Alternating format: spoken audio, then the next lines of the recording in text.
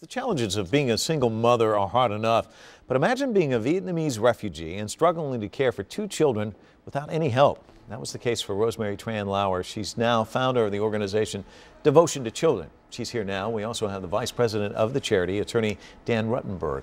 He's with SmolenPlevy. See, you got me all nervous about it because you helped me beforehand. Let me ask you first, how did you get involved with this organization? That's a good question. Rosemary, I knew Rosemary, and she wanted me to, she kept asking me to get involved, and she said, look, it would only be a meeting once a quarter that I'd have to go to. And so I finally said, okay, I'll come, give some advice. Now I'm the vice president. I go, you know, it's at least twice a month we have meetings. It's tons of time, but well worth it. It's a wonderful organization. That's how they always hook you, and it works every time. Then have the kid. That's why after that he understands. Yeah. Well, let me ask you about your situation. You came over here. It's a foreign country. It's tough enough being a single mom. You got a couple of kids. Tell me about your experience and why it produced what we're talking about here today. Well, I came here with two kids. One is only 3 years old, one is 6 months old. And I didn't speak the language. So, you know, I don't know what to do. Getting the job is one of the issues, but who's going to take care of the kid when I work? I have to deal with it. I was lucky that I find somebody who stay home and helping me with the kids. So, you know, working 2 jobs, raising 2 kids.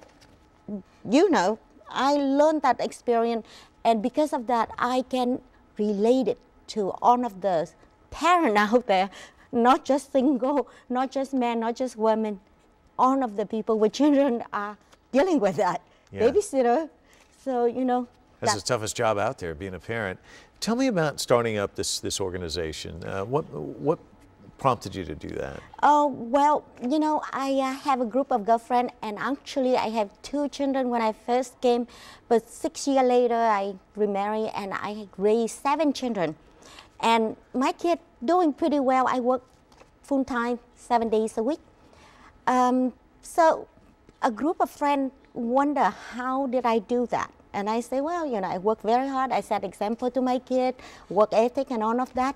So I just decided maybe it's something to do, get together with a group of friends and do something together. So, you know, I get people like Dan to join us, and, you know, Beverly. If you check our website, you see all of the people who participate in devotion.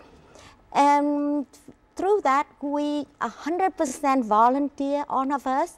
And we raise the money and we help.